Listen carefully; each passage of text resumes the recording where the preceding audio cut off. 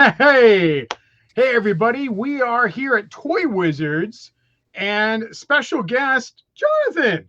Hey, everybody.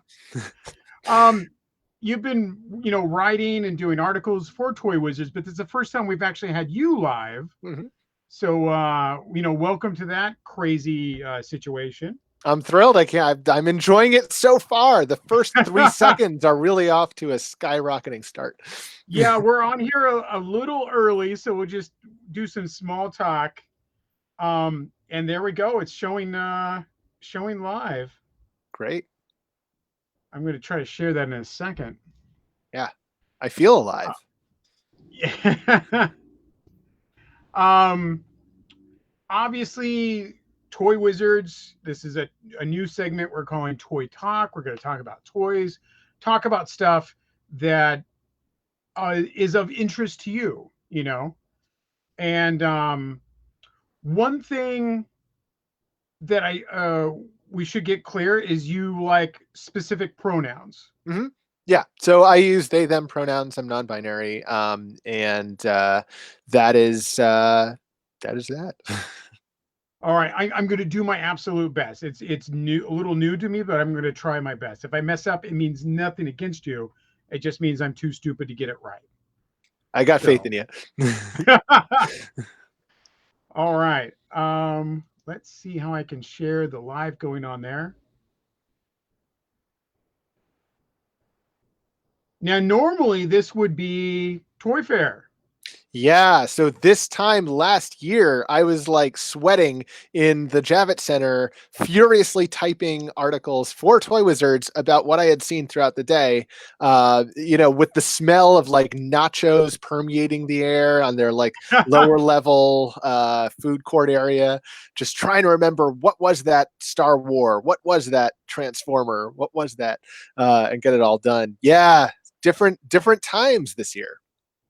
Yeah, absolutely. In fact, Brian had mentioned that earlier, that why they were showing stuff off at Super 7 is like, we have no toy fair, so we're not even going to try to make prototypes. We're Yeah. just going to tell you what we're making, and you can take it from there. Yeah. And that's certainly a big, I felt that because I work in the toy industry as well, and so there was no way for me to do extra work at this time of year. I normally get like last minute jobs and they pay the best. They're like, we Sure. need you to paint this in 2 days. And okay, what are you paying? We're gonna Yeah. pay you this much. And I'm like, that's fantastic.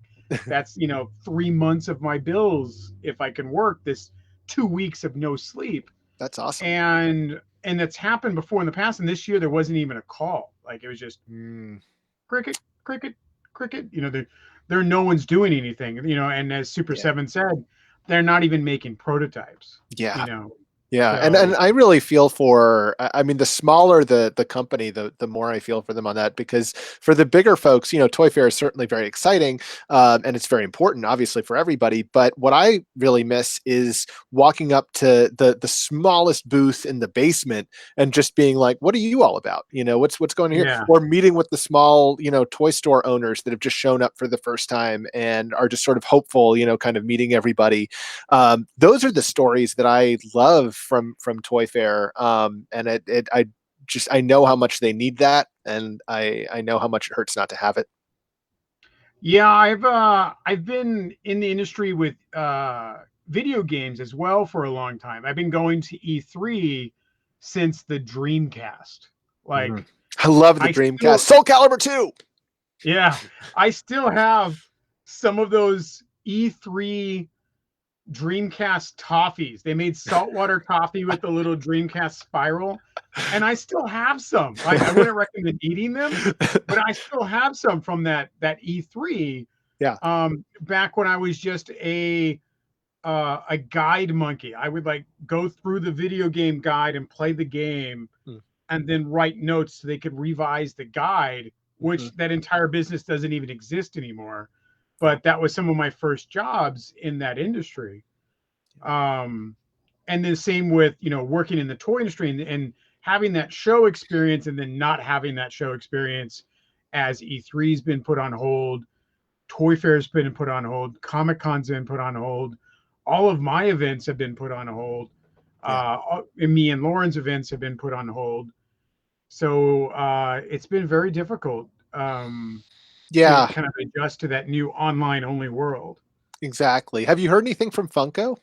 Like, is Funko Fair still happening on time? They don't know. We I don't know. know we got an email today about Target Con, which is Yes, like I like saw that. tomorrow or something. Like My whole life no is Target Con. no pre, just one email. Hey everybody, everything's on sale tomorrow morning. Have fun with that. Great. And like what? Oh Um, my yeah, gosh. we would like more information before you just throw that out there. Yeah. Yeah. No kidding. Um, but it's all pops, you know, and then those pop collectors are going to be all over it and all angry that they can't buy something, but they want it limited, which Yeah. is what I find very interesting. They all want it, but they only want it if it's going to be rare. And then they're very angry that you made it rare, but that's the only way they want it. If you want it regular mass production, find them at the 99-cent store. Well, then we don't want that one. We only want the rare one, and you should make it so I can get it. But then I'm unhappy if they got it too. It you know, that it doesn't make a lot of sense to me on that. Do you feel like that furor is increased this year with everything, with all the cancellations, or do you feel like that is pretty much at baseline with all the other years? With Funko collectors, it's always a rabid. I have to have everything. The Yeah. really hardcore Funko collectors are I have to have everything. And I've been with Funko since I want to say their second or third year at Comic Con. Hmm. Back with the pre-owner that owned it, and there was just four guys manning the small booth, and it was like behind another booth. They were almost hidden from sight, Hmm.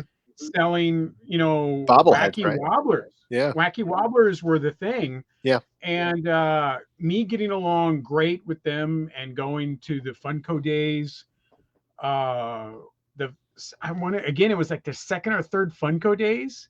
Hmm. So I mean, I was there with them from the beginning Hmm. and got along great with everybody involved. And it's amazing to see how much it changed. Like at one of the Funko days, they're like, okay, the company has now been sold. Here's Brian.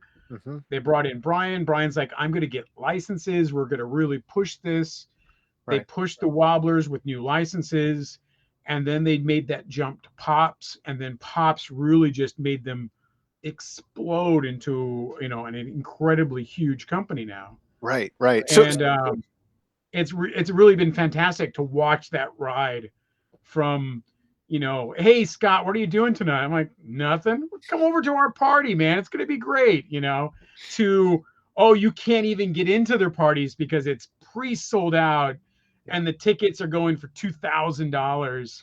And I'm just like, dude, I remember just like, you know, they just have a bag of stuff and like throwing them to us and sitting down eating our food and like, oh, don't get that in my nachos, and you try to catch something. You got a bobble, and Um, you got a bobble, and you got a bobble. yeah, and now those things go for so much money that Yeah. the entire thing is really switched around. Like, you know, people, you know, presidents of toy companies can't get in anymore to Mhm. those parties because they've become so popular. So that's been something really interesting to see through Funko's, you know, to see on the side watching Funko grow into that is great. Here's something I've been thinking about with regard to Funko and sort of the influence of Funko lately. It feels almost like I can recall two primary sort of models of selling toys. Either there's the we're going to get every single license we can and we're going to put it into this sort of form, a la sort of Mego, I guess, of the 70s,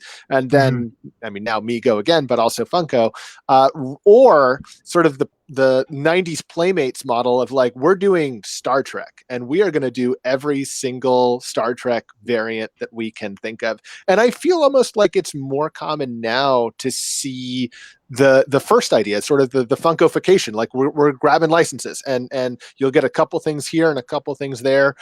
Do you feel like that's kind of taken over in a way that's disappointing, or do you think that that's kind of a good, solid way to go? I mean, for Funko, it's obviously really worked. Sure. They get a license, they do the one run or two runs of it, and that's it. They're done. They're on to doing something else. It's a constant change around because that's how stores want stuff now. Your Target, your Walmart, they want stuff on a 6-week basis. Every 6 weeks, we want something new. For comic book shops, they've ran on that weekly model forever. Hmm. As a publication, you get new comics every week. Yeah. Every week, I'm grabbing my new book, and I go Yeah. to my shop every week. Yeah. And so that kind of model of constantly having something new is how the stuff is made and produced. And that also makes people very upset that they can't buy something because it's already been clearanced before they ever got a chance to buy it, Hmm. because their stores don't get enough of it in anymore, Hmm. because the Walmart and Target's like, we only want 3 cases of these toys. There we Right. go. 3 cases of these toys. And then we want something new for 3 more cases. And Right. every store gets 3 cases. And then one dude buys an entire case himself, no one else can buy anymore. And the stores haven't figured that out to like, maybe we should order more. Yeah. Like Yeah. they don't care, because paper towels make more money every day than toys. Sure. So Sure. it's hard for a store to say, well, we need more Star Wars over there because our shelves are bare, but we're not selling Jurassic Park. We're not selling Ghostbusters. So obviously toys don't sell. But Right. Kleenex is where it's at, man. And that's where they have to focus their attention. Well, yeah, Um, and it feels like that's very, Toys R Us in the 70s did this too with underselling diapers, like pricing diapers sort of at or below cost. So you get people into the store, so then you buy toys, which is what they're trying to sell you. A well, Target. you know what on the model of when they had the combination Toys R Us and Baby R Us, Mhm. Babies R Us made more money than Toys R Oh, Us. sure. People constantly have babies, but toy collectors are fickle. But everyone needs diapers. Yeah. Yeah. Everyone needs cribs. Everyone needs that stupid baby gifts that you might need to give somebody, and therefore Babies R Us always made more money than Toys R Us. Yeah. Yeah. But I mean, in thinking about this sort of Funkofication idea, I mean, this is what's, I guess, you're right. Like for Funko, it makes total sense. But when I see someone like McFarlane kind of doing, okay, they're doing DC, great. But they've got then, a handful of Harry Potters before that. They did two Star Trek figures, with plans to do more, but that never happened. And it just feels like there's an opportunity for us to do some sort of a deep dive if it's profitable to do so. And it's unfortunate that we don't get that. Like we just kind of get the jump. Maybe DC will do it. Maybe they'll do it with DC. I don't know. It's really hard to have a long-term model when sometimes your contracts are only for a year or two, and it Yeah. takes you a year to get something made. um you run out of time, and then that contract sold to somebody else, and they're like, okay, well, you can't even sell the leftover toys you've got Mm-hmm. because we've given that contract to someone else. You've already missed your window. It's hard to get a long-term contract. And an example of that is something like Star Wars, where Hasbro's held on to that for a long time, but it's tough. It's Yeah. tough to keep it. And you see Star Trek license bounce around quite a bit Yeah. as an example of something jumping around. Or a big shift, excuse me, is Power Rangers. Right. For that entire license to be sold completely out of Bandai America's hands into a new competitor, Mm-hmm. it's almost unheard of. Like that would, we never thought we'd see that Mm-hmm. kind of loss into a new company to handle something. And So I'm licenses are very tricky. They are, and I mean, I'm encouraged though by what Hasbro's kind of doing with Power Rangers. I mean, when you package Rita with the wedding cake, I'm kind of like, okay, yeah, now you're you're speaking my language. Like now get to work on the Bulk and Skull 2-pack or something, like or whatever. But like, I have pitched that so many times. It I have would pitched it sell. and pitched it and pitched it, and I keep pitching it. And What do they I was say? pitching it back at Bandai, you know. It's a So damn good idea. What's their rationale for not doing it? I can't tell you. I can't Okay. tell you. All right. I don't know. It's some of the like. Here's the toys we need to make. Bulk and Skull. You know, that Yeah. comes out of my mouth every time. Well, Villains, army builders, monsters, Bulk and Skull. yeah. And you know, some of the companies are listening to me. Super Seven's going to really push having villains. They're going to push having monsters. Hmm. Um, on their Star Trek license, Yeah. Brian said that every wave will have a Borg. That's great. And I saw we're getting a That's Guinan, because which is that's an great. army builder. You know, like you're going to Awesome. always want different Borgs. Let's just keep those Borgs coming out, modify it a little bit, color it a little bit. And I'm like, yeah, I'll buy a Borg every time. There's no reason not to buy a Borg. Exactly. There's no reason not to buy Putty Patrols or Right. you know whatever little troop builder it is. And it's so weird to see companies just struggle to do that, but give us 9 Green Rangers. Right, exactly. Yeah, for sure. I listened to a fascinating interview with the woman who sculpted the latest putty, or rather the like putty base mold, and then the sort of Z putty additional stuff. And it was fascinating to kind of get into that sort of the preciousness of the sculpt of it, and then what has to change over the course of making the thing from the art piece into the mass produced item. It was really cool to listen to that stuff. Yeah, I mean, something about me I've said a couple times, but I've actually been in the toy industry since 2005. I think I started working professionally for statue work in 2005. I was doing model kit stuff in the 90s for model kit companies and stuff like that. But for toys and statues, I think 2005, and then I moved out to LA in 2006. Mm-hmm. Mm-hmm. And been working ever since. And I do the pre stuff. So I do the original paints. I've done design. I've done full on, coaching to companies like this is what you need to make. Now I'm doing manufacturing myself in Vietnam. I know the entire process through and through, and it is very difficult. And people are like, "Why can't you just make this toy? Because I want that one." It's hard. It's Sure. hard. And then when a company does that, like Super 7, like we're gonna make the toys that you always wanted and no one will make.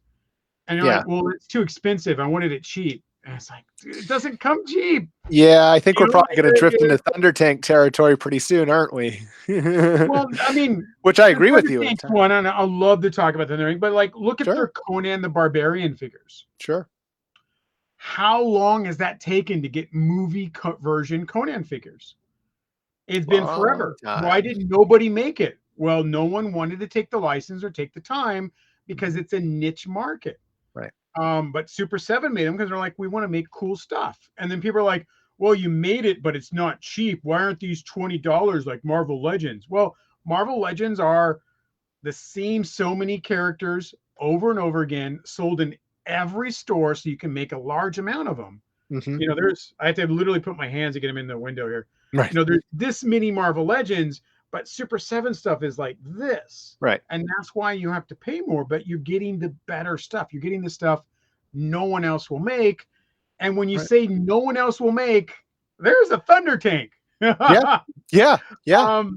Holy crap, that thing is magnificent. It's And all I see are people whining about, oh, it's $500. They're ripping us off.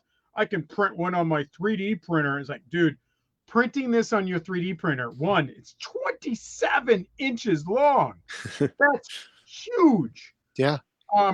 Two, your 3D printer is going to have all these little lines on it. And you're like, well, yeah, I see people selling their 3D prints all the time. And they're like, my toy's cheaper. I print it myself. And I'm like, dude, do you realize that when in the production stuff, when we use the high grade 3D printers, sometimes those models still have to be wax cast and then heated and smoothed out, because all those little lines, those little bumps are unacceptable. Yep. Now that 3D model can be shot into a mold, so they can carve it out of a mold.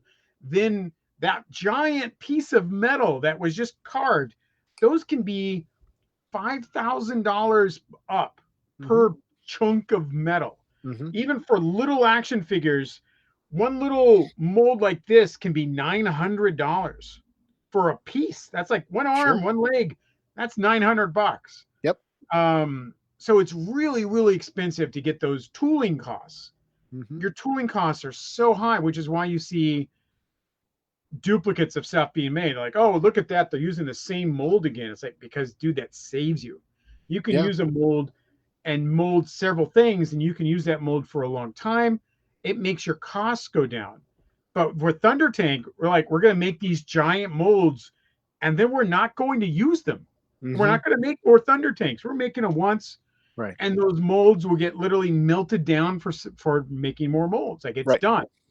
Right. And that's why it's so expensive, because it is really for this niche of Thundercat collectors that are going to spend $500. Right. And well, yeah.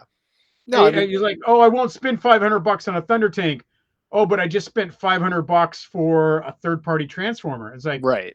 Exactly. I won't spend $500 on Unicron, but I've got a Combaticons back here that was $750. Yeah. I don't understand the mentality of not wanting to spend money, but then you still spend it on something else. I agree with you. I mean, and I think too, for some projects, I mean, there's I think there is logic in keeping a price high, even if the materials themselves, well, the materials themselves are obviously going to be lower than that. But if you set a price high as a license holder and you're like, I will give you this license, but you have to charge this much, you're essentially controlling whether this is going to be a true like mass market item, or whether this is going to be essentially an art piece that people are going to kind of buy. And that is going to be a much smaller market. And that could be good for a license holder too, because they might say, yeah, we'll give you this license now. Maybe down the line, we'll shop it around to some of the more mass market toy makers, and they can make the $20 version or whatever. That's a lot worse. And that's fine. So you're actually doing some smart business sense that way. I mean, I get the sort of knee jerk, like, I want this, sure. Yeah. Why not? But the thinking through the sort of logic behind why things are the way they are is important. People just really have no idea that amount of cost for something that big. And a vehicle is huge. This vehicle is massive. And they're like, oh, well, why did Hasbro's Razor Crest only cost $350? And it's like, well, because they sold 28,000 of them. We don't Super 7 doesn't expect to sell 28,000 Thunder Tanks. Right. That's Star Wars. Right. So Thundercats is a lot smaller marketplace than Star Wars. Star Wars is your number one market. Like, you can sell Star Wars toilet paper. In fact, they have. I find I have such a cringe when I see these things online, where people are just like, oh yeah, they're just trying to steal from me. Like, they're not stealing from you. You don't have to buy it. Don't buy it. I'm gonna buy one. I'm gonna buy two. Yeah. Because I know down the road those are gonna be rare as hell, because they're gonna be this is a once in a lifetime thing, because a company has been able to get big enough to make something like that for kicks. It's not controlled by a board of supervisors that are looking at well, are we going to make X amount of money for our shareholders? No, Super 7 just wants to make cool stuff. And they have the ability to do that with Thundercats right now. And they're giving us cool stuff. The Ultimates Turtle line, cool stuff. Oh, I loved it. Conan figures, fantastic. I mean, Super 7's Ultimates really will go down in time as the best figures that could be made at the time. Sure. Certainly in the future, 20 years from now, we're going to have figures that can walk around and, like, small soldier bring us drinks and stuff. That's a cautionary. For today, this is going to be the best stuff we can get made.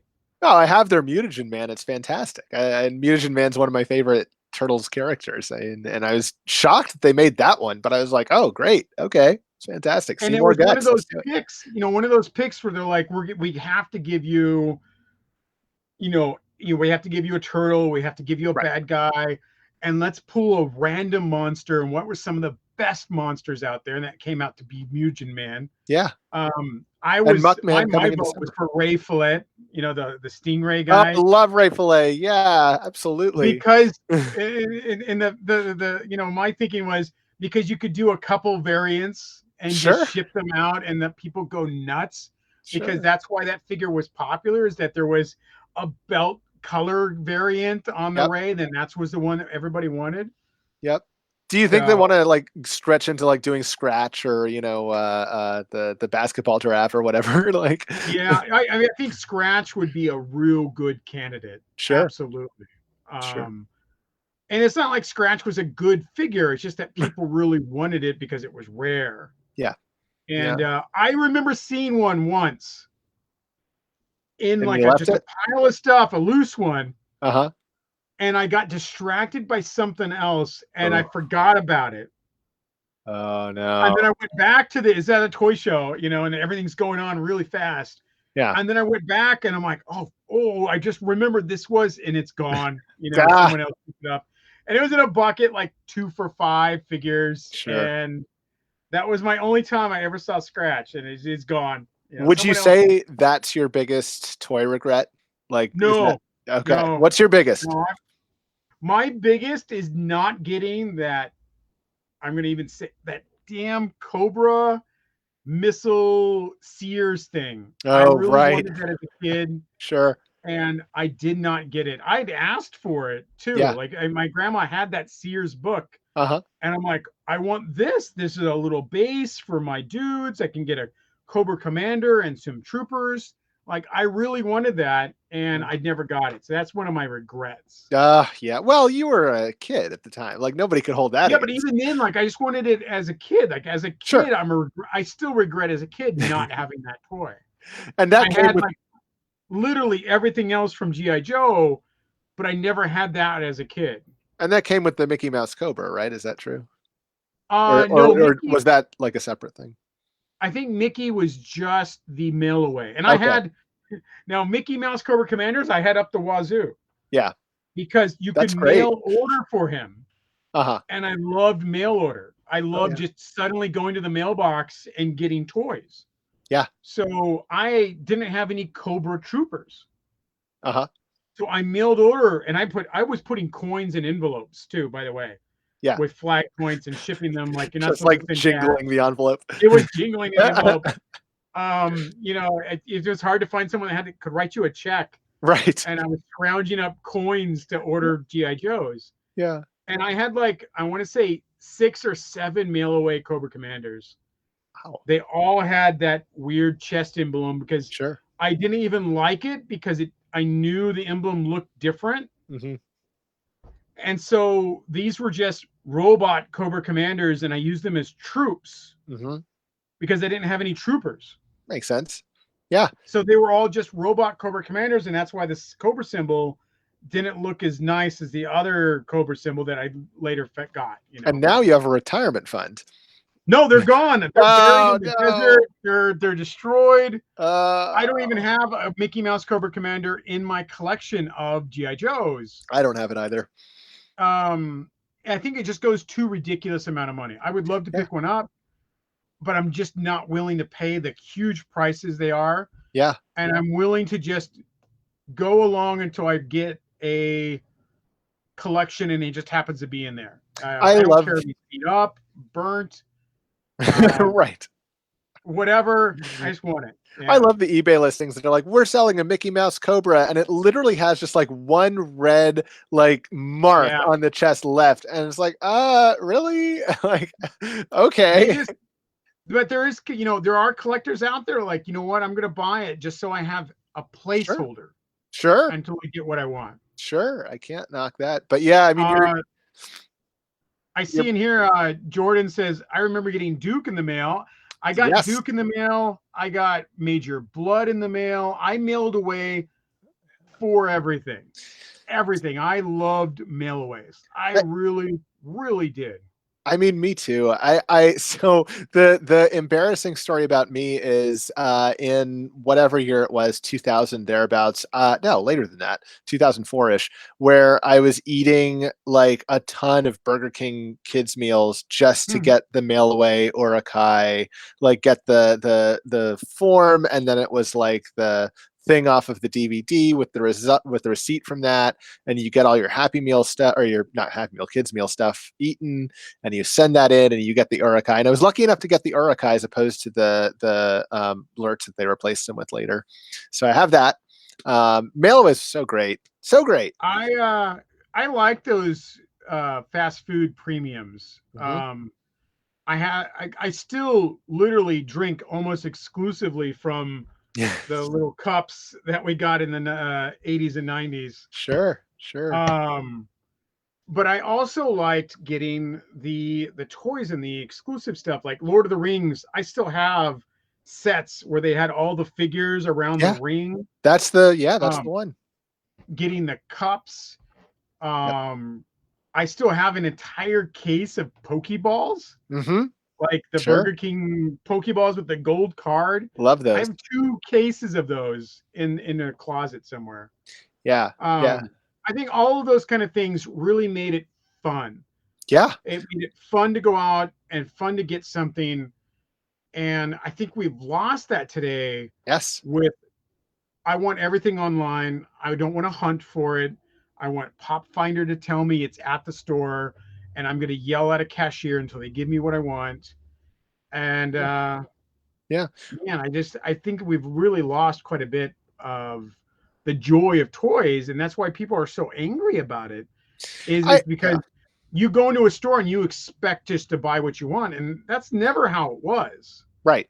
Well, and that's what I'm thinking. It's like it's a fundamentally American thing, if I can be Captain America about this for a second. Like to envision 1911 getting a Cracker Jack and opening it up and finding a small little charm in it as the prize, right? I mean, then moving on to the Great Depression and buying a thing of rice is like, oh, there's a fun little like cup that it comes with or whatever.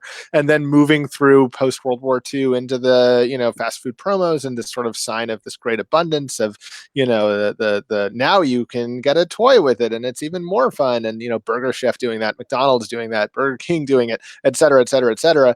And then you get to now and it's so fun to think about that tradition, and it is a tradition continuing. But you're right, we've lost it. I feel like I'm now going into 7-Eleven and just praying they have a cool like cup or something, like, and they Well, the one yeah, you're I doing don't really even best. find like these are Taco Bell cups or we used to get glass cups from Burger King and McDonald's, and I'm in my kitchen on top of all the shelves. I just have a sea of all these cups and glasses So do I. because it was just like that meant so much to me to go out and get them, and they never do that anymore. Or if they Right. do it, the cups are not meant to last. They're just plain regular cups that are just going to fall apart. They're not sturdy enough to last a while. They're not glass. Right. No one gives out glass cups. I think Right. the last glass cups we got was Star Trek, the Yeah, I was reboot. gonna say 2009 Star Star Trek Trek. the That's right. reboot gave us glass cups. That's right. And they were smaller, but that Yep. was the last time we got those kind of cups. Yeah. Yeah. And they broke for like no reason. Like I remember the Batman And Forever I cup don't from even take them out of McDonald's, the you box. could I whack don't use someone in them the head with. whatsoever. Yeah, I don't take them out of the box. Yeah, I'm right. afraid of those breaking. Oh Yeah. yeah, you should be. It's true. And I mean, not even to get started on like cereal promos and premiums and stuff like that. Like that too is a lost art, it seems. I was buying the recent ones that they did for General Mills, and they were great.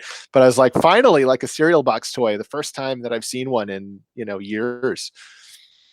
And so I remember with Captain Crunch once, they had a like 1-800 number to call Captain Crunch yes. to see if you won a prize.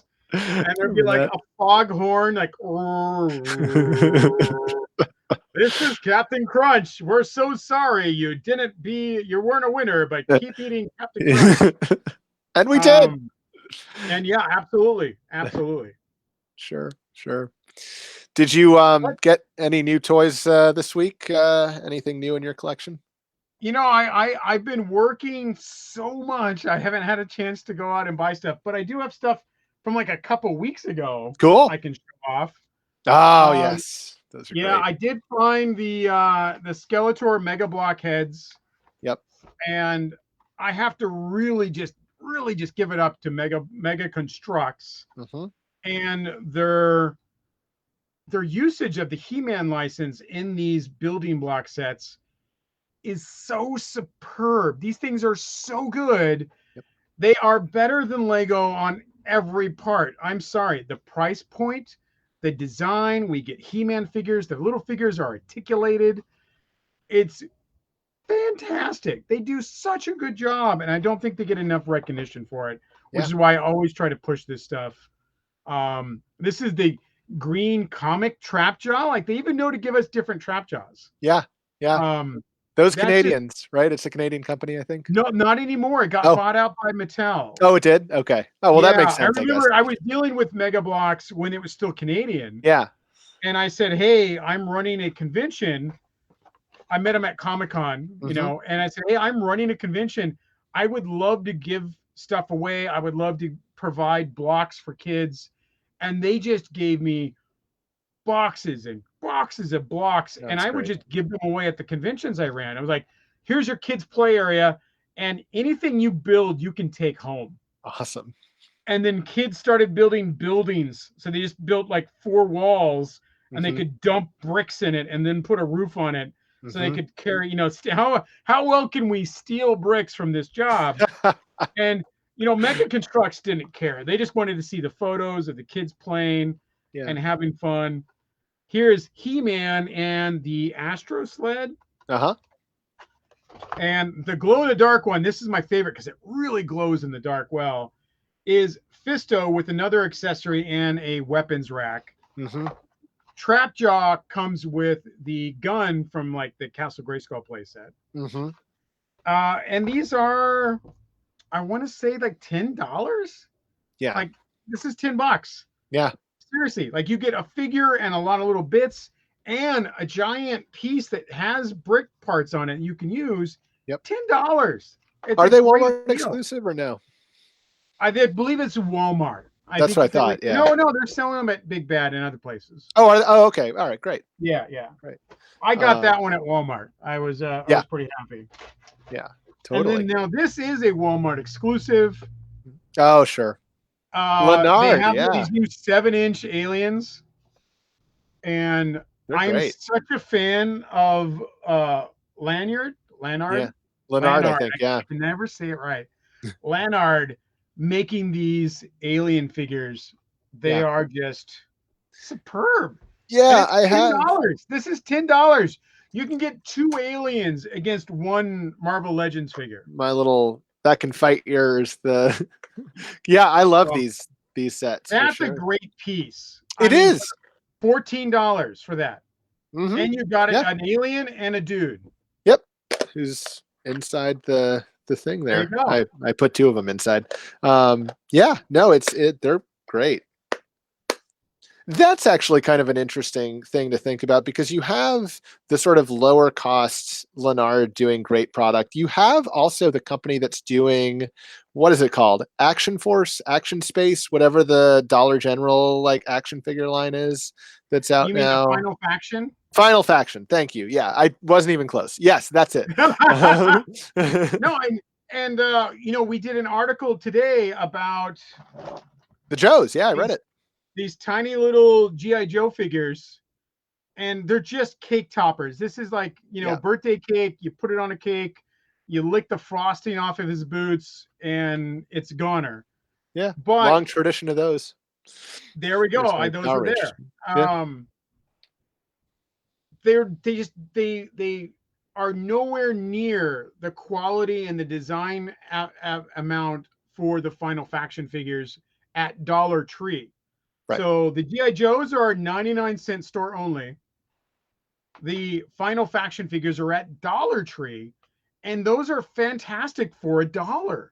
Yeah. I think the original article I wrote up about it was having kids come over to your house at Christmas, buy these toys. Yeah. They're $1. Just leave them out and let them touch them. so they won't play with your good toys that you have over here. Mm-hmm. You know, hey Mm-hmm. guys, you can have those. We can have these. Yeah, Yeah, sure. yeah, play with those all you want. And you're like snickering, going, ha, ha, those are only $1. Right, They're right, not right. touching the good stuff. Yeah, You don't leave know, the thunder tank out. Leave that out. dude, what kids gonna be able to play with the Thunder Tank? It's too big. Right. It's a decoration. Yeah. Like that's something that you buy a table with a glass shelf over it so you can put the Thunder Tank in it. Yep. You know, like that's how you want to display the Thunder Tank. Yeah. I'm probably going to mount mine to the ceiling. Nice. So it's just, it's just driving around on my popcorn speckled ceiling, and that's how I'm going to display mine, because I won't. It's so big I can't do anything else with it, but I don't want to leave it there. Like my GI Joe General, Mm-hmm. it's so big. What do you do Huge. with that thing? Huge. Do you have a flag? Rolling Thunder fits on a shelf, Yeah. luckily. Oh, sure. Sure. But General is just like, let's make a vehicle that's 8 tanks wide. Like, who would do that? You're never going to turn that thing. I know. Yeah, right. For sure. Yeah. The angle of attack there is a little No, steep. it's awful. It's awful. Rolling Thunder works. Sure. As a kid with Legos, I always built Rolling Thunders. Like before Rolling Thunder came out, Mm-hmm. I would always build a long, like mobile command center vehicle. That's what I will always build. My buddy Mike would build spaceships or planes or all types of other stuff. I always put wheels and had a mobile base. And Rolling Thunder came out. And I'm like, you guys are reading my mind. This is everything I ever wanted in GI Joe. Yeah. It's got ICBM missiles. Yeah. I can nuke Cobra. Like this is incredible. Yeah. Yeah. No, my two faves from then, that era, was always I liked the Bug because it looked weird, and I liked the Brawler because I got that for some birthday or something, and it just became sort of an all-purpose tank. And I love that it had 2 missiles that were like that, and it was great.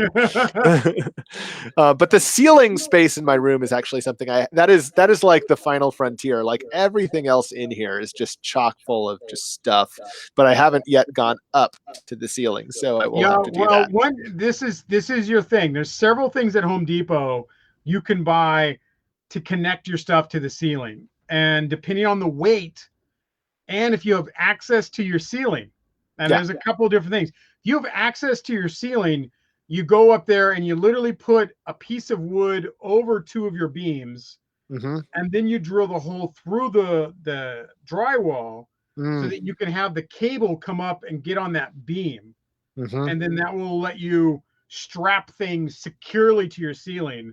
And I've got some pretty big stuff up on my ceiling, like the animated Batwing. Oh yeah, that's a great one. That's huge. And That's a great toy. The really big Millennium Falcon. Like that's on my ceiling. Like I've got good big stuff on my ceiling now. Yeah, but this is what New York City renters call an eviction. Up there. Huh? This is what New York City renters call an eviction.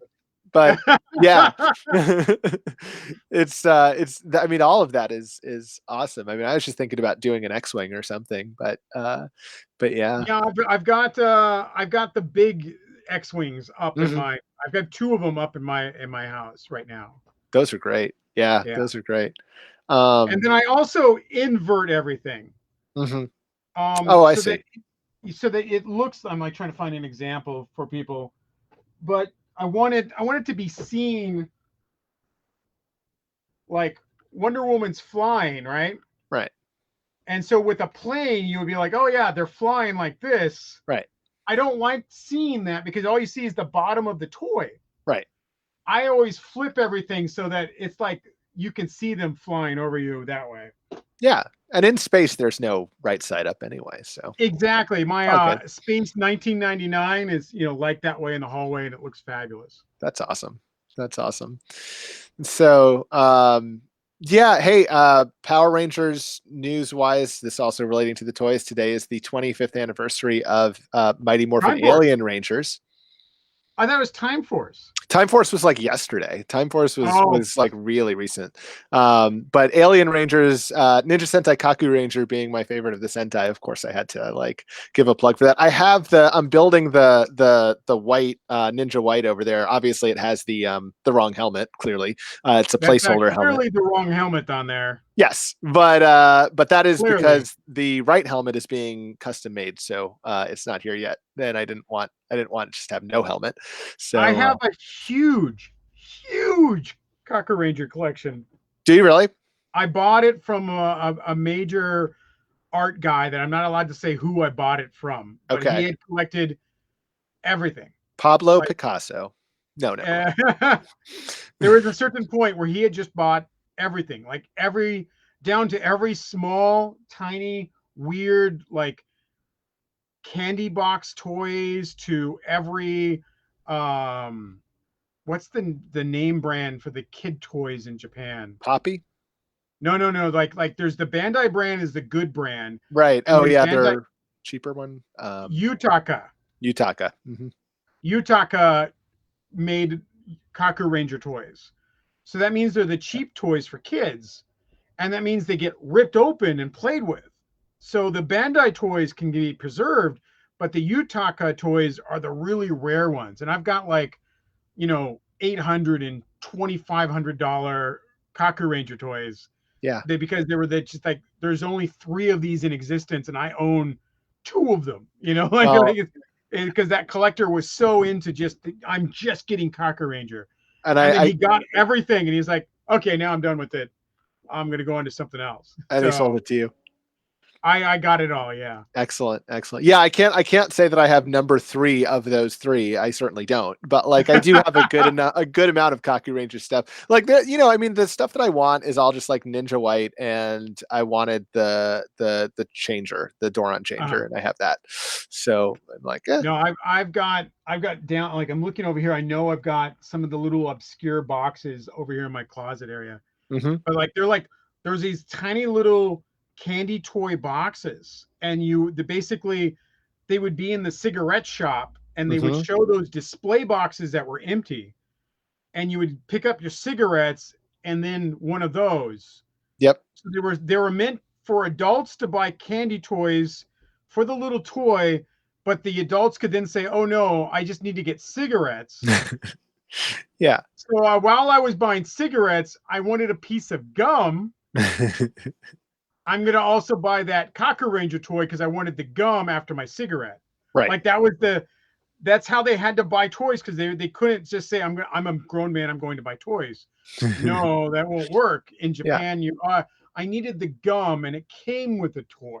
Right. Of So these are course. like the display boxes from that, little stall that sold cigarettes, also selling toys disguised as gum. That's Yeah, how it's Japan. the I just read Playboy for the articles or whatever. Yeah, it's Exactly. Yeah. Yeah. no, I know. I have some of those as well. There's a store here, Toy Tokyo, that sells a lot of that. Oh yeah, Sort of thing. Lev store. I've never Yep, been there, but I know it's Lev. great. Oh, it's great. I Yeah. mean, downstairs it's all Funko Pops, and then upstairs it's all just generic kind of the general Japanese stuff we're talking about, and other things mixed in. I was kicking myself because they had a Toon Vern from or Toon Vern or Toon Burn. Toon Burn from TMNT, right? Uh-huh. On card there for $30. And I was like, okay, I was taking a ballet lesson down the street. So I went to that. And of course, by the time I went back, that was long gone. It's gone. Yeah, it's Yeah. gone. Yeah. So, Uh Going and buying toys in Japan, I learned really quickly that you don't leave anything behind. yep. Because you don't know if you're going to get it. You don't know if you're going to come back. You don't know if you're going to go back to that store. You don't know if that store is going to have it. And Mhm. different stores have different prices. Even if you buy the same thing, um, I might buy it at this store for 2,800 yen, and then the next store it's 1,600 yen. You're Yeah. like, oh well, you just cut the difference, and that's your overall cost for two. Yeah. Because, oh well, I'll come back. It won't be there. It will be gone, or you won't be able to go back. You'll run out of time. And I bought a store display for Morphicon, Hmm. and they're like, oh, well, we can't ship it. I needed it shipped because it's a, Sure, it's huge. it's a store display. So we're like, okay, well, we'll call and can we call you and pay for it? Yes. Okay, great. We'll call you, pay for it, and we'll have my shipping company come and get it. No problem. And then they're like, oh no, we can't take your money over the phone. You have to be here. Great. But you're 2.5 hours away now, because that was 2 days ago. Sure. And I'm in another section of Tokyo. And so luckily I had like the super train pass, the Shinkansen pass. And I'm like, okay, well, I guess I'm going there today. And I just got on the first train in the morning, 2.5 hours there, waited for them to open up. I'm just like the first guy at the door, just sitting there, eating my little treats and whatnot. They open up the door and they see me and they're like, oh, you showed up. I'm like, yeah. I'm buying that. I'm going to buy it. You can, FedEx is going to come by and pick it up and then just ship it straight from you to me. That was the best way we could figure it out. Okay. And then went and had lunch at the train station, got back on the train and went all the way back to where everybody else was. I was, that was 6 hours of the day. The day was gone just so I could make one purchase. And that's where things can be so tricky when you're shopping in Japan, that you really have to buy everything right then, or just it's a loss. You'll never see it again. Right. And that happened with me with another model kit. You want to talk about something? I want this model kit from 5 Star Stories called the Jagged Mirage. Okay. It's a model kit of a robot that's like 4 feet tall. Okay. And it was like $1,200 or $2,000. Like it was ridiculously expensive. And I'm like, no, I just not gonna buy it. And then we walked out of that store. I'm like, I just made a big mistake, because I will never see that again. Yep. I will never see that again. I don't know how they had it in the store. Right. Because it's like 1989, 1990 that kit came out as a Wonderfest exclusive. Oh, wow. They probably made 50. Like there may be 50 in the world, and 40 of them have been broken now. So there's 10. Right. And I didn't buy it. And I'm like, I should have bought it. Like that's one of my big regrets in the toy world. I didn't buy that model kit. Yeah. And I had a chance. Yeah. I had a chance. And then they would have shipped it to my shipper, and then my shipper would have shipped it home. I mean, I learned this lesson just watching the Ferengi on Deep Space Nine. I mean, that was like the time to buy is when you see. And it's like, okay, yeah, sure. I get that as a toy collector. In Deep Space Nine, the Ferengi were my favorite characters. Is that right? Yes, I love those Ferengi. I love their concept of the world and life, and I really dug it. They really brought that character from being a savage creature in Next Gen, to being a really different race for Star Trek. And of course the career path of Nog throughout everything was so spectacular. That was, and rest in peace, Aaron Eisenberg, of course. Yeah, I was lucky to have Aaron at a couple of my events. He was always a really great guy. Yeah, really nice. And I'm very happy that we got to have him at my shows. Oh yeah, so. Yeah. I actually have the 2-pack signed by him. Let me see if I can reach up and grab it. Yes, Jordan. Don't think, buy every time. There's the 2-pack there with the signed by the little Nog. Yeah, signed by Max and Aaron up at the top. Nice there, and it's a nice. I have not met Max. I've met everyone else, but he's great. His brother is the local councilman for one of the districts in Queens here. So, or at least he was. I think there was some kind of scandal that I was reading about like a few years ago, but I think it also was cleared up. I'm not really sure what it is now. All I know is his brother was like in politics here. Wow. Maybe still is. Yeah. So that was it's interesting. But It's interesting though. You're talking about your travels in Japan. I went to Japan and China when I was still very much under my parents' control. So I was like a tween slash early teenager, and I remember being so psyched about it because all throughout my childhood I looked at my toys and every single one of them was stamped "Made in China." So in my head, going to China was like the land of the toys. And we get there, and my parents were like, "Okay, well, we're going to the Great Wall of China." I'm like, "Why on earth are we wasting our time? Like, there are so many toys here. How are we going to get to all of them if we're wasting our time going to tourist destinations?" And they just Yeah. didn't see it my way. I ended up getting a few Transformers, but that was about it. I've not gone to China. I've been to Macau, which is part of China now, Yeah. and Hong Kong, which is part of China now, Yeah. but I've never been in China proper.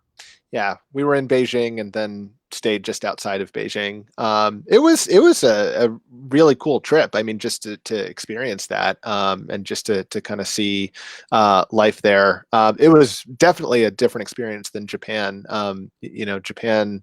We were in Tokyo, and it felt way Yeah. more just sort of, I don't know, just very orderly. And China was a little bit more sort of chaotic. Not saying one is better than the other necessarily. I'm just saying like, It's just a it's completely different world. right. Exactly. Yeah, Exactly. absolutely. Yeah. We're almost at our hour. Is there anything specifically that you want to talk about that we got you live here? Well, I mean, I was just sort of mulling over kind of the toy purchases I've had of late. I've been big into the Transformers Studio Series animated movie set. Thank God they finally did it. They go Oh, with the I '86 got movie. him to review, and I haven't got to open it up yet. But man, It's great. I'm a big fan of the sweeps. I Yeah, really like sweeps over the years. yeah. Um, we just got Scourge, but in my head I always wanted to have Scourge and the sweeps. Like I Hmm. wanted to have more than one.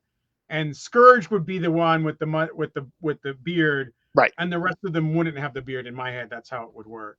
That makes sense. And I mean, this And this isn't it so? Hot Rod is great.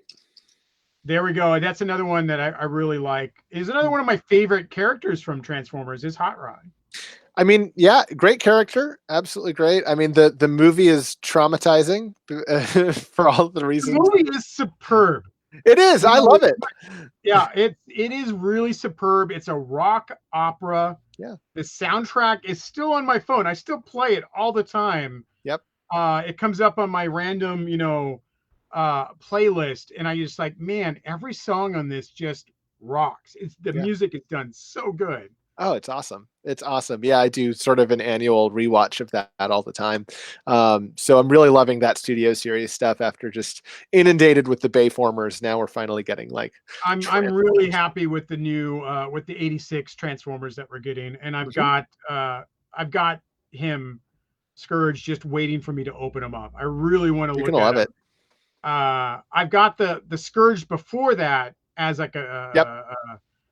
as a sweep right now. Like, just I'm using him as a sweep, and there's Scourge. Makes sense. Yeah, yeah, yeah. And that was Definitely. Thundercracker became Scourge. Skywarp became Yes. I believe that's right.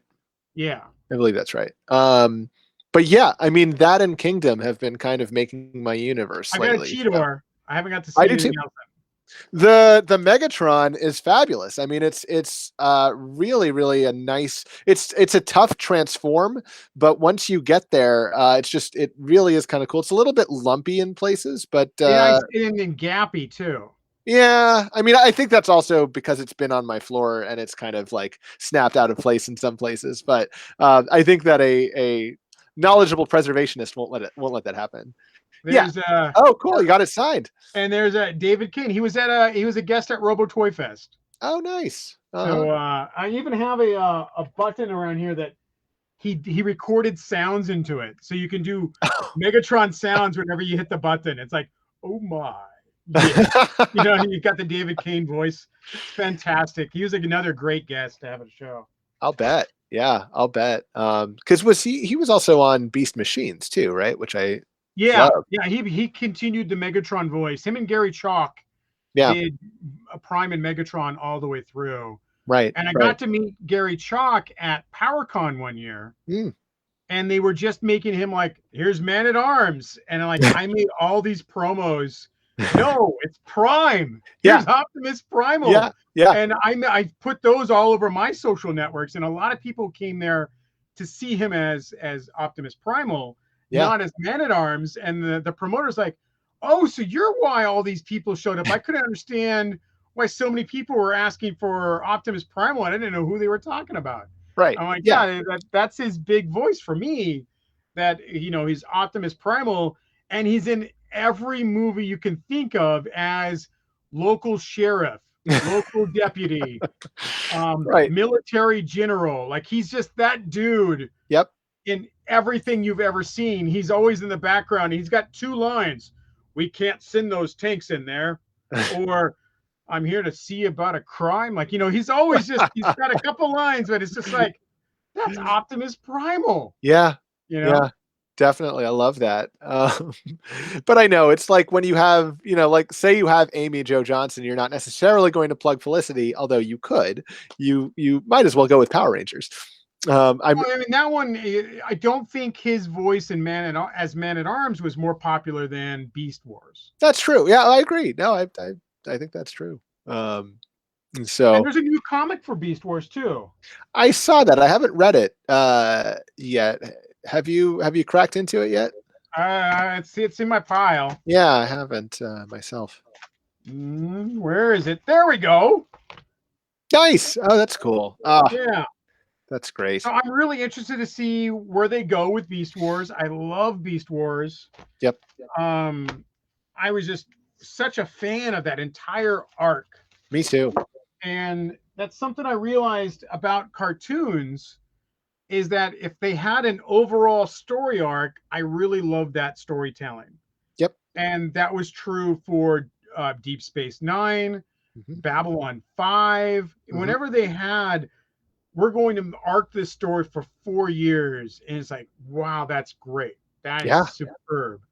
Rather than we're just going to make one episode where the GoBots fight slime mold, and then they got to stop a dam, and then the next episode's something completely different.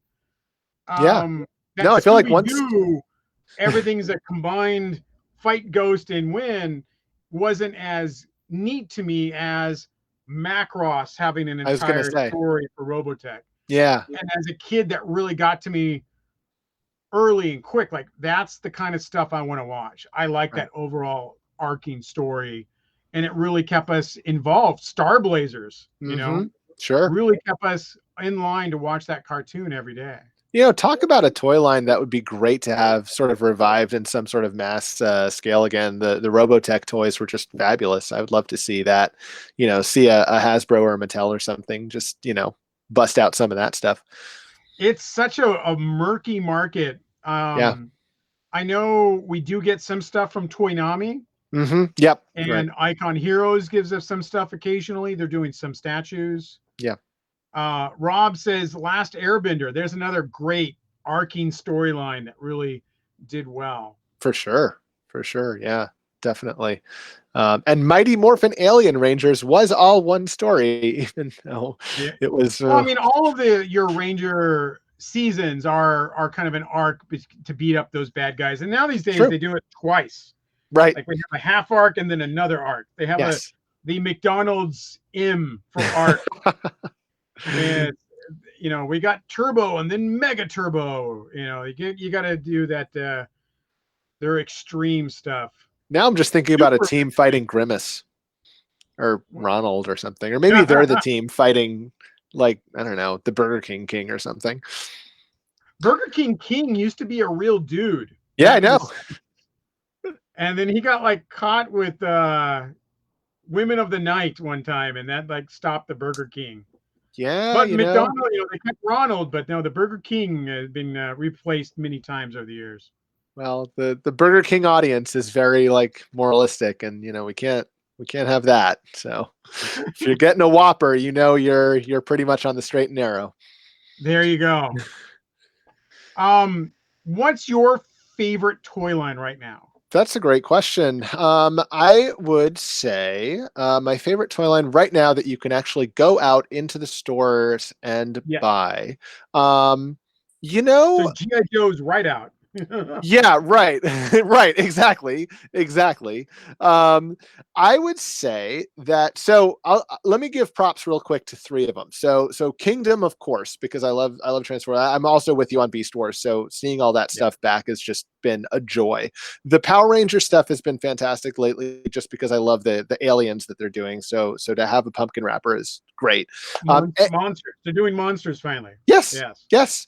And the one that I'll say that I have no interest whatsoever in the actual IP, but have been buying the toys, is Fortnite. I don't play it. I don't really know much about it, but you made a banana peel that's a secret agent. Fair enough. You have my money. So I've been buying Fortnite stuff and have been loving it. And I just feel like that's been a great lot of fun, toy line. And you've got the 3.75 inch, the taller ones. It's just been a lot of fun. So those three maybe are the ones I look for instantly at the Target. How I about you? would love more GI Joes. I'm of Yeah, course a an nice. active member of the Arashikage clan. Yes. So I do hunt for those. I've been going to my Mhm. Walgreens every day at lunch, Yeah, like trying to find some GI Joes, me too. and then instead just buying, nuts. So Yeah. um Kingdom line, Yep. absolutely digging that. Um Masters of the WWE universe has got me so much because you can go to those Walmarts and buy Jake the Snake Man Roberts and Yep. Mr. T with power gauntlets. And I'm just like, this is fantastic. Yeah. I really like the fact that you can just, even if you don't want that wrestler, I bought one of the wrestlers, I don't even know what his name is. Like I just bought him because he had a good look to him with the Zodak shield. And I'm just like, that's nice. Yeah. Like you're going into my He-Man collection. I don't care if you're a wrestler. I want you in my He-Man collection. The Undertaker and Glow in the Dark, you Yeah. know, forget about it. You're an instant buy. I agree. I bought the John Cena one for that exact reason. Like I never collected wrestling and I still don't, and it was all just beyond me. But that He-Man / wrestling line has been It's great. really good. Yeah. Rob's asking Scott, do you think Hasbro takes the PR license to the 3.75 vintage Marvel Universe style? And what do you think it would do well? Well, actually, Super 7 announced they're going to do reaction 3.75 figures. So we are going to get Power Rangers in 3 3/4 style. And I know that for a fact because I was the one that gave them their how you make your allotments for those series. So I was an advisor on that. Hmm. So yeah, we can spill the beans. That's happening. We're going to see those figures. They've announced those figures. Lauren did a video about it, and we'll probably follow up once they give us more information on the figures that are coming out. We're getting Yellow Mighty Morphin. We're getting, of course, the Green Ranger, Rita Repulsa, Piggy Pig, and a Putty Patrol. So those are Yes. our six for the reaction figures that are coming out later Those are this great. year. Yeah. Those are great. And I love that yellow is in the first wave because that's That's his daughter. oh His yeah. daughter loves the Yellow Ranger. Oh great. So, like, he had to do that just for her. The Yellow Ranger was the first girl. And he Awesome. said there will be a girl in every assortment. Like, he's not going to Good. shortchange that assortment. There will be a female Ranger in every assortment that comes through for both Ultimates and reaction figures. That's great. That's great. And also like getting Rita in there right off the bat is I think a really solid choice too. It was a toss up between Rita and Goldar, Hmm. and they moved the Goldar over to the Ultimates line, Uh-huh. and therefore we got Rita in the 3 3/4 line. Good. Yeah. I mean, her being the main villain, and it took us forever to get a decent one of her. So yeah. Well, Rob says, "Oh, it's not vintage style. They're going to be reaction figures, Right. which are, it's not even Kenner style. It was Fisher Price before Yeah. Kenner. So that is the vintage style 3 3/4. What Godzilla figures are in the reaction line? That's a very good question. We don't have a proper answer yet. However, one of my questions and one of the things that was answered with the Pixel Dan interview recently was they are going to do a lot of monsters. The only monster that's not going to be on there is King Kong and Mecha Kong for licensing reasons. Those are through Playmates still and other NECA and whatnot. So we're going to see lots of other monsters from Godzilla and Godzilla, and there will be a ton of those for the Godzilla line for Reaction and Ultimates. Ultimate Zords, very interesting. The first one will be the red T-Rex Zord. It will not transform. It's just to be an articulated action figure, and it will be bigger than the 7-inch. It'll be about 8 inches tall. So it's going to be really nice. That sounds great. Yeah. What do you know, it's interesting about the reaction style, because right, it's the adventure people and all that. I always am sort of hoping, because Biff Bang Pow is doing this for a while, trying to capture more the Galoob like TNG articulation, right? The not the 5 POI, but the whatever it is, the elbows and the knees as well, right? Which I kind of enjoy, and I hope that'll become more popular in that scale. There's a couple of lines. It's just the cost to make those joints sure makes those figures so much more expensive than a 5-point across the line is really cheap. And realistically, not everyone opens them up. You know, like I have some Super 7 figures I don't open, but the card art is so beautiful. I got to buy it. And then other figures I bust open just to throw in my toy box with my other vintage figures, to imagine a world where I had Shogun Warrior figures in with my Star Wars and my Fisher Price dudes and a G.I. Joe, and they were all perfect. So absolutely. I do love the Reaction line a lot. I like the fact that the 5-point line is becoming so popular that Mezco is doing it. You know, Entertainment Earth is doing it with their Biff Bang Pow. So there's a lot of lines doing 5 points, and not to mention the customizers, the designer art crowd has been doing 5 points forever. It's going to be nice. It's cool because they'll all fit in this, the Hasbro Ecto. You got one, yeah. I did, yeah. So it's cool. I realized after the fact that I could fit G.I. Joes in that. Yes. And I'm like, son of a bitch, I should have picked that up. Absolutely. Because why wouldn't my Dreadnoks not be in there? They totally would. They absolutely would. They've got even that seat, the functionality of that seat is even reminiscent of some of the Joe kind of vehicles, where it just pops out and you can put them on that. Jurassic Park catcher had this. Yes. Yeah. That's true. That is absolutely true. So yeah, I'm a fan. I'm gonna pick one up next time I see it. Absolutely. Oh yeah. Yeah, it's a cool one. So all right, people, we're at 6:10. We're a little over our hour, but we're just grooving along. Sure. I really want, since we have you on stream. Sure. I know you had mentioned to me one time you wanted to talk about the very upsetting conflict we had about people buying toys. You know, like what's fair to buy toys? And I say anybody can buy anything you want. Just go out there and buy it. And at the time, people were very against that. They were like, no, you can't buy more than one Cobra Island Trooper. You have to leave the other one for the next guy. And I'm just like, no, I am the next guy. I want more than one. I'm going to buy it. And like, you shouldn't. You know, I was told you couldn't. Now that Cobra Island Wave 2 is here, what I've noticed is, oh no, if there's a case of Vipers, I'm going home with the entire case. Like, they're not keeping to that stringent, people should only buy one. Like, even I like to have one in the package, one loose. And I won't even open the loose one unless I get one with a damaged package. Like, I'm that, like, oh no, that's a good card. I won't open it.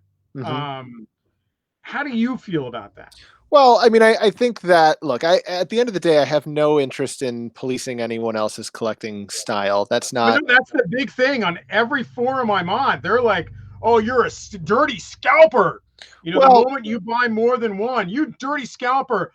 I'm in Wisconsin and I see you in Kansas buying a toy that I can't buy, and I can't buy it in Wisconsin because you bought 2 of them in Kansas. And that's not how the world works.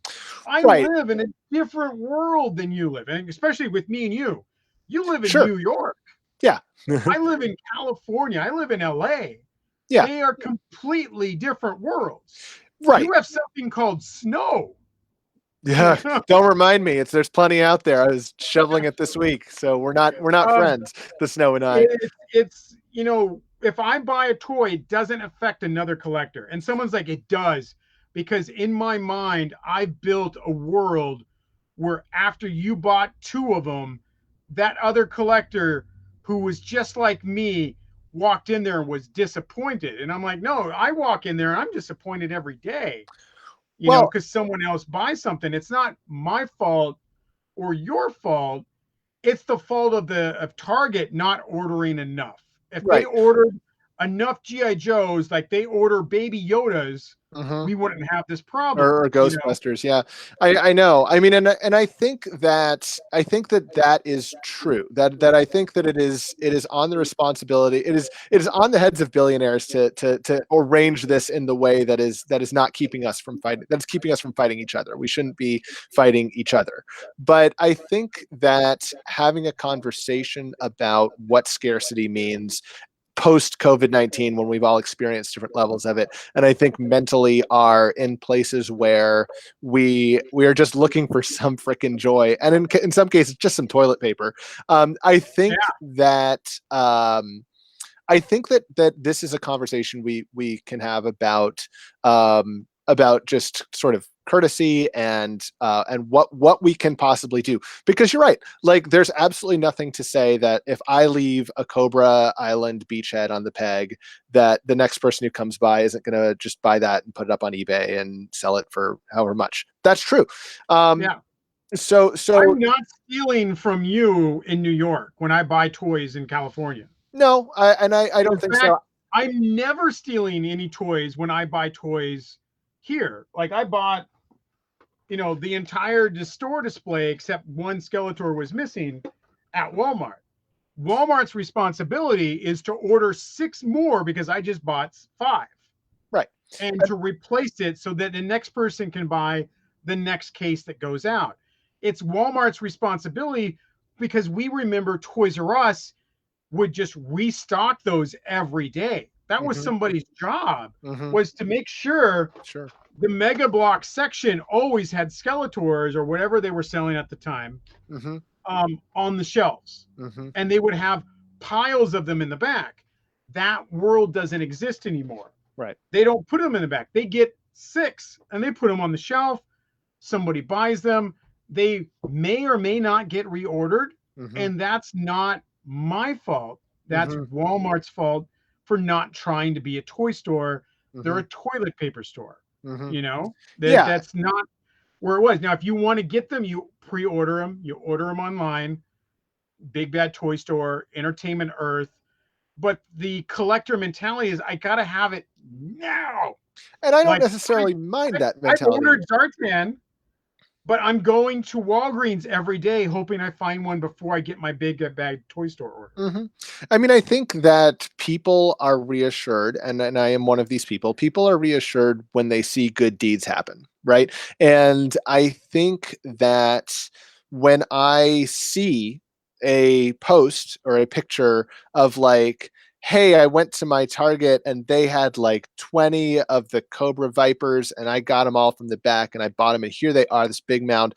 Okay, like it is totally your right to do that. I am not going to sit here and be like, no, no, no, you can't post about that. But I am going to make an eye roll at it because I am kind of like, like what what would happen if But instead see, of that like, scarcity of those figures is the problem. yes, I agree, Like in absolutely, Toys R Us days, there would be 100 in the back, that's it, yeah, and I think that and expressing our therefore we outrage, could the figures in your background, like say those that's a Toy Biz Rogue and Storm. yeah, it is, When yeah, Toy Biz had those figures, they were never hard to get. You hmm, just went into your sure, Toys R Us and you looked at the X-Men section sure, and you picked out what you wanted to buy. Now, when Storm and Rogue go into a Target, they're there for one weekend on sale, the 2 for $35 deal yep, or buy two, get one free, whatever was yep, going on. And yep, so people bought all of them. And yeah, they're not on the store shelves now. They're gone. yeah, and I That's think because Target didn't order enough.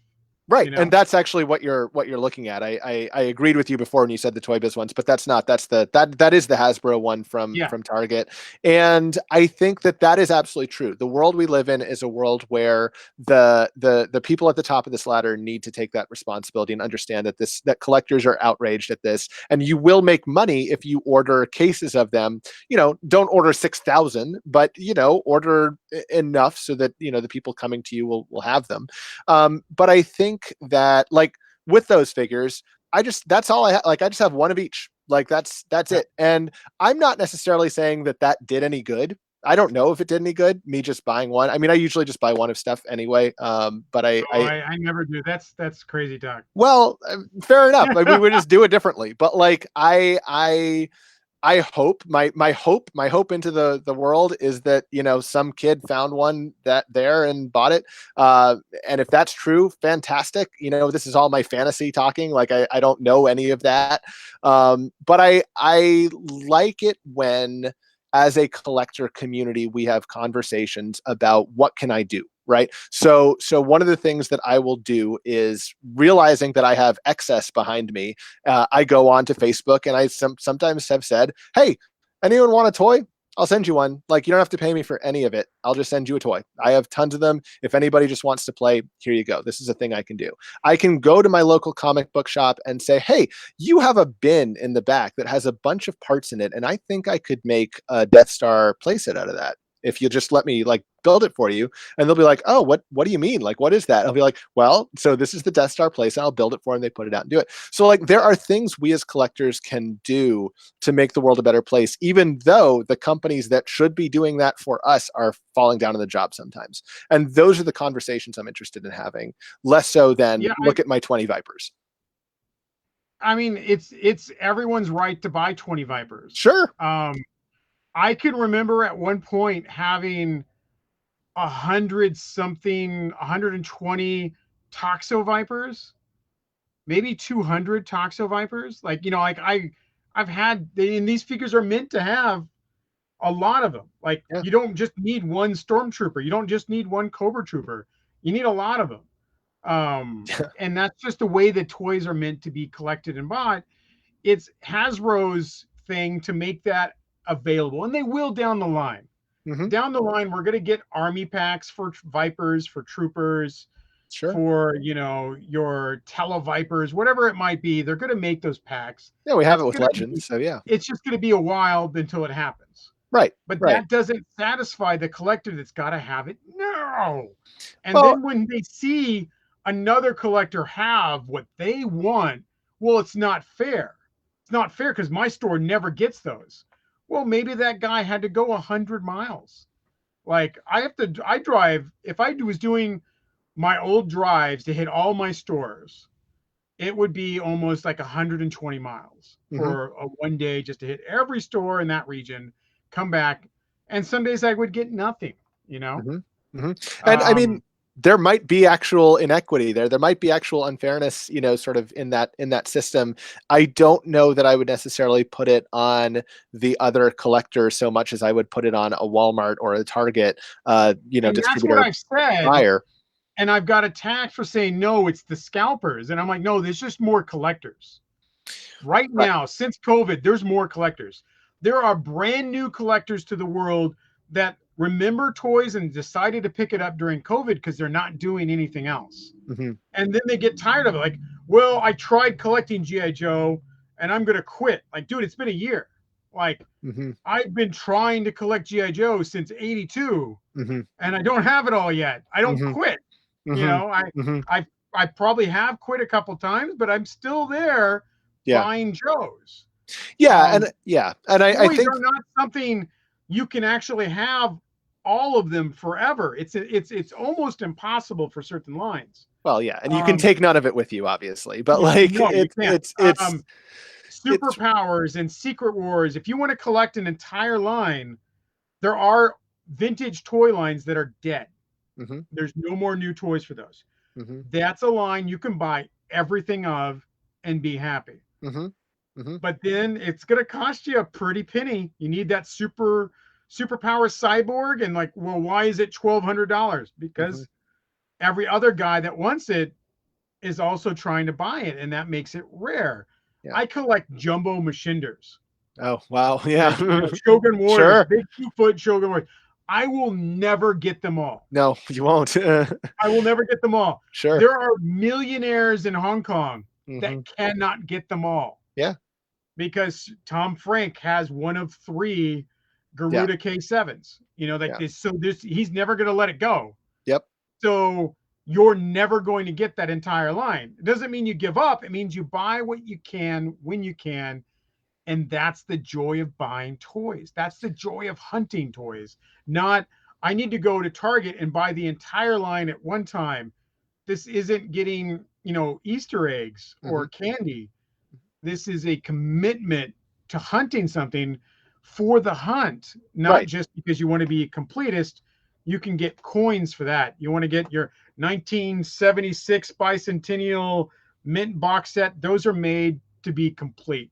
Right, right. Well, and Toys are not. I would argue that there's actually a benefit to taking on your sort of perspective here, because if it is a hunt, right? I mean, hunts I think are also done with an awareness of scarcity, right? If we're hunting buffalo, then like we know how many buffalo we actually need to leave out there, in order for other people to come by and hunt. I mean, obviously, not talking about now. I'm talking about like if we're on the Oregon Trail or something.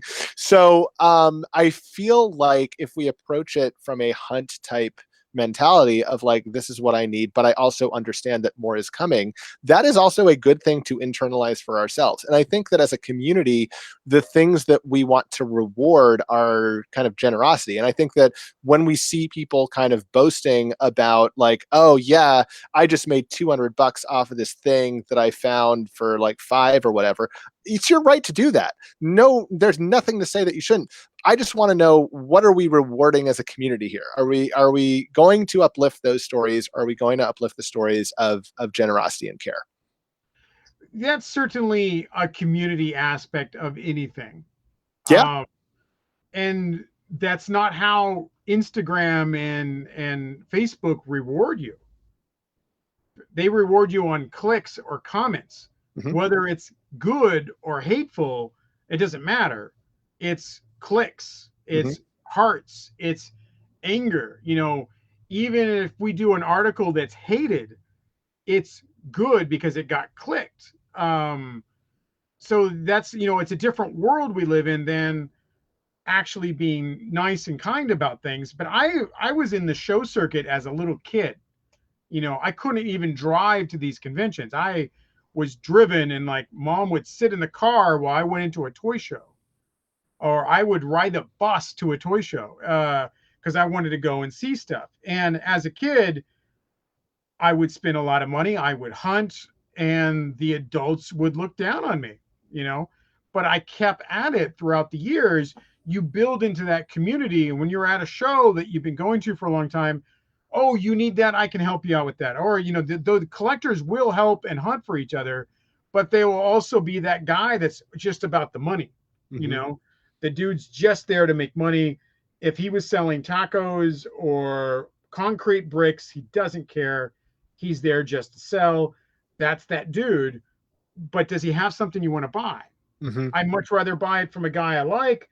But if Tony's the only dude that has it, I'm going to buy it from Tony. Hmm. Yeah. But that show world is closed. Yep. We don't have that. So all we have is online. And Yep. the online world's a bit different. It's filled full of hate. Like, how dare you sell something because I want it cheaper? Well, dude, I've wanted a 911 Porsche my entire life. I've yet to find someone that will sell it to me cheap. Right. Not the Well, price I want to buy it at. They keep wanting 10, 20, $40,000 for that car, and I only want to give them $3,000 and give me my Porsche. It won't happen. I understand you're flustered that you want something and now it's more expensive, but I can't do it. I can't sure. sell that toy that cheap. They can't sell that Porsche that cheap that I wanted.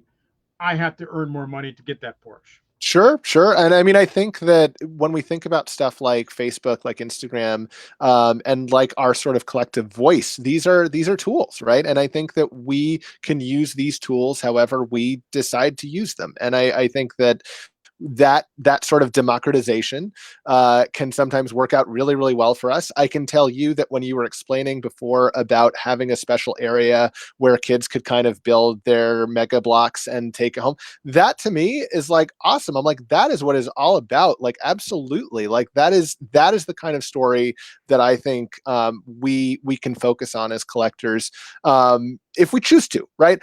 Or we could not. And I think it's just a question of what do we want to be? Yeah. For my events, I always have a play area for Power Morphicon. For Robo Toy Fest, there's always a play area for that. For Pasadena Comic Con, we do really nice gift bags, and I always make sure to have toys for the kids that come in for that stuff. And I like to give back. I Yep. like to have that little bit of thing because I was that kid going to those shows. Sure. It's not just about the collectors that are there to hunt for that perfect Hot Wheel that they need with the red lines. Mm-hmm. But I want it to be for them too. I want Mm-hmm. it to be for the guys hunting for the toys. And I want those kids to grow up knowing they had a great time at a toy show that will bring that into them being a toy collector the rest of their life. So Yep. they'll stay away from drugs because you don't want to spend money on drugs. You got to spend it on toys. Just more for toys. Yeah. Absolutely. Yeah. And I think this is it. It's like I will get one story of that and it's coming from you. I will get 6,000 eBay listings of somebody picking up a $20 figure and selling it for 200, and I'm getting frustrated that there's 6,000 of them out there and everybody's doing this but me. What am I doing wrong? This is awful. But then I hear your story. I'm getting just one of those, but it's all of a sudden making me feel like no, there's this hardened it. Other people see that too. And I think that the stories like that do not get promoted as much as they should, and it's super easy to see people going the other way. And I think that It's that is what easier. makes people It's on this hairpin easier trigger. to hate. It's easier to be angry. It's easier to complain than it is to do something better. And to do something better is that's all you got to do is try to Yeah, be better. I would. That's for sure. And I think also though with I don't necessarily blame people who are frustrated or angry. I just want to like show them that there's care in this hobby, that there's care in this industry, that and there's care in what we do.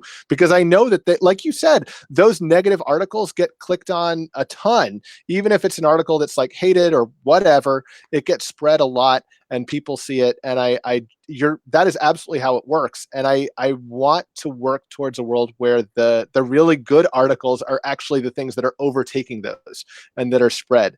And I want It's everybody to know how much difficult. you give to kids.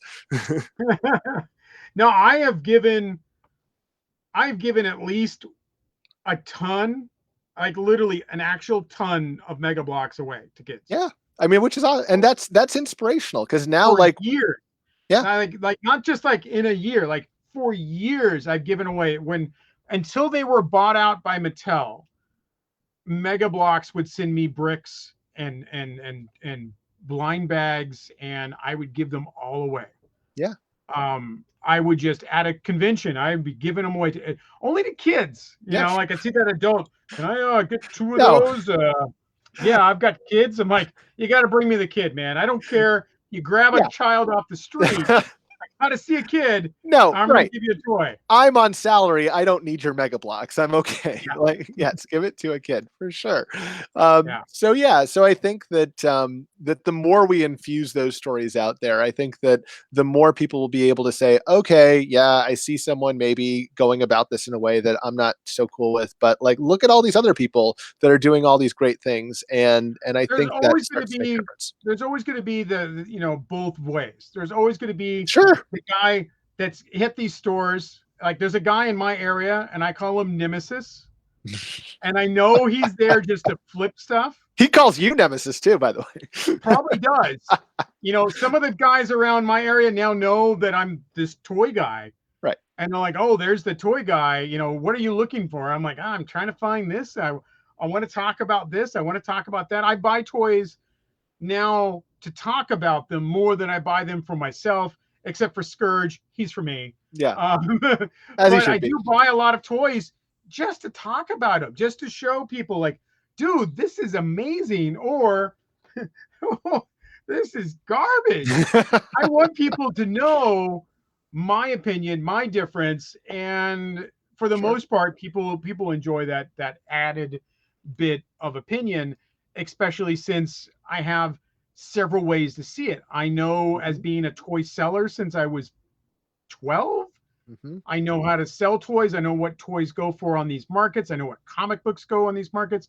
I know Hmm. what coins go for on markets. I've been that kid working in grandma's store, working in my stepdad's pawn shop, all of that kind of stuff, Yep. how that world works. I know as an artist, how does the comic book side work? How does comic art work? I know as an artist in the toy world, how does this paint world work? How does this designs? How do molds?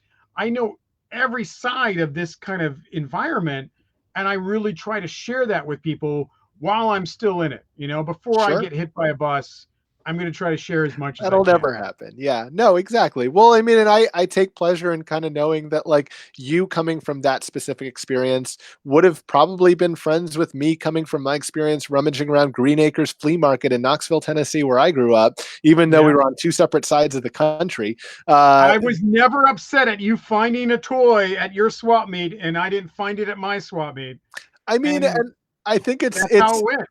right. Well, I mean, and it's natural to be like, oh, darn it, like, okay, but also happy for you. Like, okay, you found something great, wonderful. I Like, we're, you know, fantastic. Stores sometimes you get incredible stuff and it gets swept up, and other times it can sit there and no one realizes that, like, somebody bought a first appearance of Wolverine at a consignment store for $10 recently, Oh, yeah. and it's like that can be a couple grand book, Sure. Yeah. and he got it for $10. I'm not mad that he bought it and I didn't. I'm like, dude, Yeah.